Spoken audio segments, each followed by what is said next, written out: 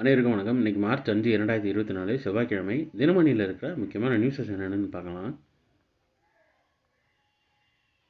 சைபர் குற்றங்களை தடுக்க புதிய வசதி மத்திய அமைச்சர் அஸ்வினி வைஷ்ணவ் தொடங்கி வைத்தார்னு தெரிவிச்சிருக்காங்க.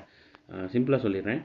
சஞ்சார் சாத்தி அப்படின்ற இணையதளத்தில் சாக்ஷி அப்படின்ற புதிய வசதியை கொண்டு வந்திருக்கிறதா சொல்லியிருக்காங்க. அதை பற்றி எலாபரேட்டாக போட்டிருக்காங்க.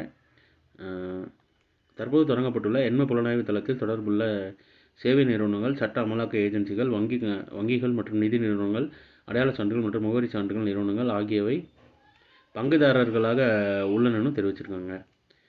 சைபர் குற்றங்கள் மற்றும் தொலைத்தொடர்பு சேவைகளை தவறாக பயன்படுத்துவதை தடுக்கும் வகையில் புதிய இணையதள வசதியை மத்திய ரயில்வே, தகவல் தொடர்பு, மின்னணு மற்றும் தகவல் தொழில்நுட்ப அமைச்சர் அஸ்வினி வைஷ்ணவ் திங்கட்கிழமை தொடங்கி வைத்தார்னு தெரிவிச்சிருக்காங்க.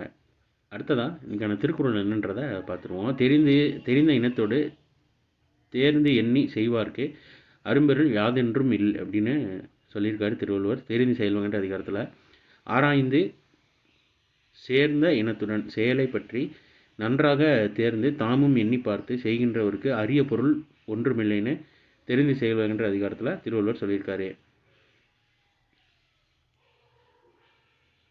அடுத்ததாக லஞ்சம் எம்பி எம்எல்ஏக்களுக்கு சட்ட பாதுகாப்பு கிடையாது. உச்சநீதிமன்றம் தீர்ப்பு தெரிவிச்சிருக்காங்க.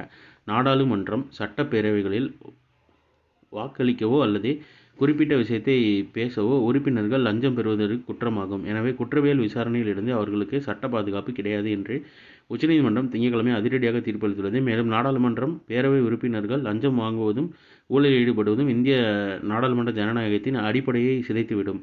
உறுப்பினர்கள் லஞ்சம் பெறுவது நாடாளுமன்ற சிறப்புரிமைகளின் கீழ் பாதுகாக்கப்பட்டதல்ல என்று உச்சநீதிமன்றம் தெரிவித்துள்ளது. இத்தகைய லஞ்ச குற்றச்சாட்டுகள் உள்ளாகும் உறுப்பினர்களுக்கு சட்ட பாதுகாப்பை உறுதி செய்து கடந்த 1998ஆம் ஆண்டு உச்சநீதிமன்றம் 5 நீதிபதிகள் அமர்வு தீர்ப்பளித்திருந்த நிலையில் அந்த தீர்ப்பை சுமார் 25 ஆண்டுகளுக்கு பிறகு உச்சநீதிமன்றம் இப்போது ரத்து செய்துள்ளது.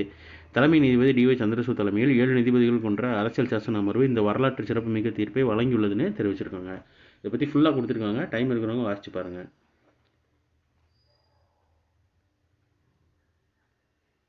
அடுத்ததாக அதித்தி திட்டம் ராஜ்நாத் சிங் தொடக்கி வைத்தார்னு தெரிவிச்சிருக்காங்க. பாதுகாப்பு துறையில் புதிய தொழில்நுட்பங்களை மேம்படுத்துவதற்கான அதித்தி திட்டத்தை பாதுகாப்புத்துறை அமைச்சர் ராஜ்நாத் சிங் தொடங்கி வைத்தார்னு தெரிவிச்சிருக்காங்க. அடுத்ததாக சுமன் குமாரி பிஎஸ்எஃப்பின் முதல் பெண் ஸ்னைப்பர்னு தெரிவிச்சிருக்காங்க.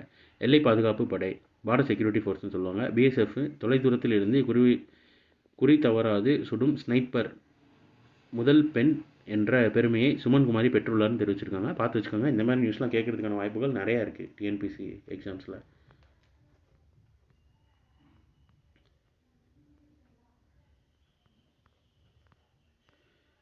அடுத்ததாக விவசாயிகளுக்கு கடன் கிசான் உபஜ் நிதி அறிமுகம்.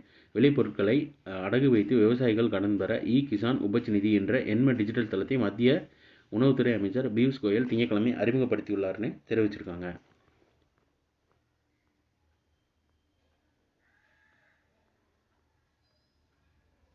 அடுத்தது 6ஆம் வகுப்பில் சேரும் மாணவர்களுக்கு பள்ளியிலேயே வங்கி கணக்கு தொடங்க வசதின்னு தெரிவிச்சிருக்காங்க. தமிழகத்தில் உள்ள அனைத்து வகை பள்ளிகளிலும் வரும் கல்வியாண்டு 2024-25 6ஆம் வகுப்பில் சேரும் மாணவர்களுக்கு அவர்களது பள்ளியிலேயே புதிதாக வங்கி கணக்கு தொடங்கும் வசதி உருவாக்கப்பட்டுள்ளதுனாக பள்ளிக்கல்வித்துறை அமைச்சர் அன்பில் மகேஷ் பொய்யாமொழி தெரிவித்துள்ளார்னு தெரிவிச்சிருக்காங்க. ஸோ இன்றைக்கான நியூஸஸ் அவ்வளோதான். இதோட ஹேண்ட் ரிட்டன் பிடிஎஃப் கீழே டிஸ்கிரிப்ஷன் லிங்கில் கொடுக்குறேன். வேணுங்கிறவங்க யூட்டிலைஸ் பண்ணிக்கோங்க. இதோட ஷார்ட் வெர்ஷன் வந்து கரண்ட் அஃபேர் நம்ம சேனல் இருக்குது. வேணுங்கிறவங்க அதை யூட்டிலைஸ் பண்ணிக்கோங்க.